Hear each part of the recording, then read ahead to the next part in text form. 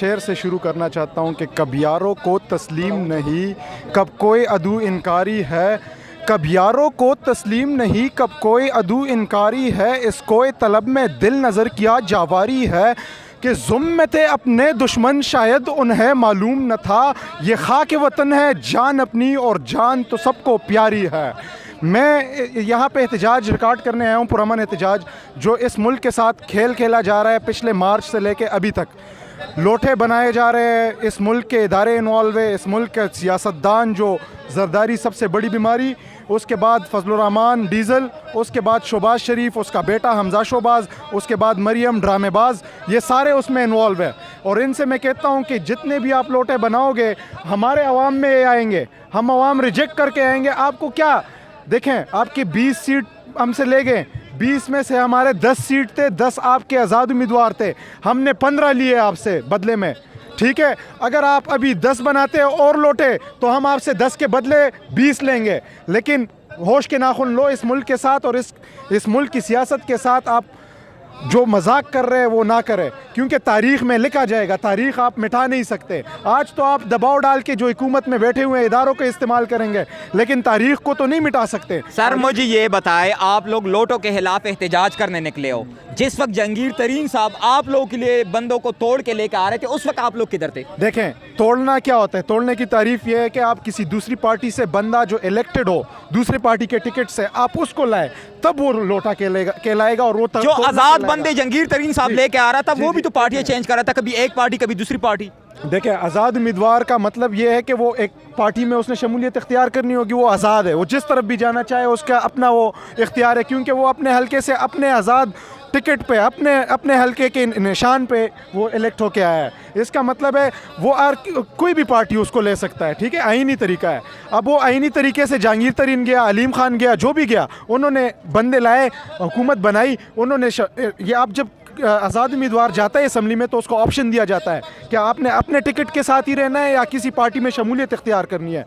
तो जितने भी ये लोटे बने थे, अभी नज़ीर चौहान वगैरह, सलमान नईम जो आज़ाद उम्मीदवार इलेक्ट होकर आया था, सब ने पीटीआई के टिकट का कहा कि हमें पीटीआई टिकट अलॉट करें। सबको पीटीआई का टिकट मिला, वो पीटीआई के नाम पे असम्बली में बैठे। उसके बाद इन्होंने जो ड्रामा किया उसका आपने वो देखा, जो उसका एंड रिजल्ट निकला। सारे लोटे अब घर में छुपे बैठे हैं, बाहर निकल भी नहीं सकते, इलेक्ट भी नहीं हुए। इतने पंजाब हुकूमत mister X, mister Y, mister Z सबको इस्तेमाल करके, आईबी को, स्पेशल ब्रांच को, ये इतनी दानली करके भी नहीं जीते। 2018 के इलेक्शन से पहले खान साहब जिस वक्त इलेक्टेबल्स को अपने पार्टी में ले रहा था, उस वक्त आप लोग कह रहे थे जी व्यक्ति हम वो गिरा रहे हैं। अब जाके आप लोग को याद है कि ये लोटे हैं। देखिए, मैं इनको पैगाम देना चाहता हूँ। खान साहब ने एक आईनी तरीका अपनाया।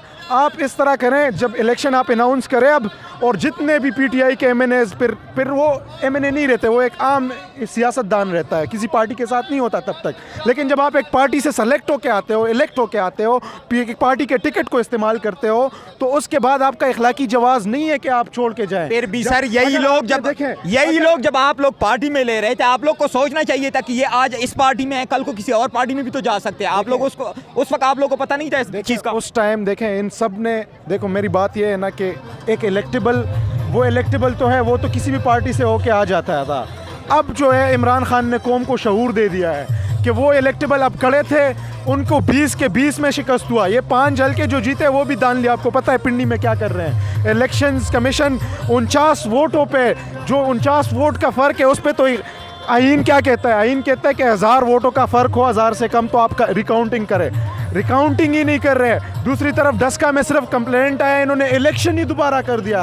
रिकाउंटिंग तो नहीं, कौन नहीं करने दे रहा? कौन रिकाउंटिंग कौन नहीं करने दे रहा? देखें, मिस्टर एक्स और मिस्टर वाई मेन वो है, लेकिन जो फ्रंट पे है वो एक ये जो चीफ इलेक्शन कमिश्नर बने हुए हैं, इसको मैं चीफ इलेक्शन कमिश्नर नहीं कहता, एस्टेब्लिशमेंट कमिश्नर मैं कहता हूँ इसको। ये सारे मुल्क के मुफाद के ख़िलाफ़ जितने भी फैसले पीटीआई के ख़िलाफ़ आ रहे हैं, और वही फैसले जब वो सुप्रीम कोर्ट लेके जाते हैं तो पीटीआई के हक़ में आते हैं। इससे इनकी बायसनेस, मैं कहता हूँ आप ये इलेक्शन कमीशन पे सरकारी पैसा खर्च ना करें, हमारे अवाम गरीबों का पैसा ना खर्च करें। इनको आप एक विंग बना दे मुस्लिम लीग नून का, जिस तरह स्टूडेंट विंग होता है उसी तरह बना के, तो आप फिर जो भी करें, वो फिर हमें पता तो होगा कि यार आप हमारे पैसे तो नहीं इस्तेमाल कर रहे, चलो उनके पैसे।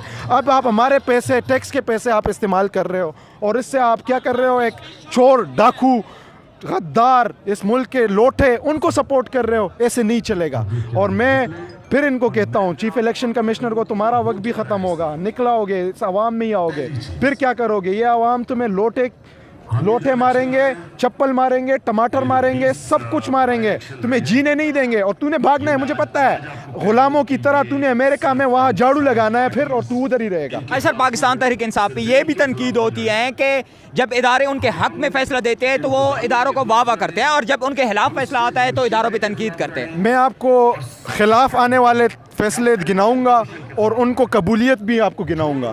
आप मुझे हक के गिनाएं और बताएं कि कितने हक में आए, कितने खिलाफ आए। अब मैं बताता हूं, जितने खिलाफ आए ना, 2014 धरने से शुरू हो जाए, जो इलेक्शन पे इमरान खान रिगिंग का कह रहा था, वो हमारे खिलाफ आया, हमने खुले दिल से तस्लीम किया।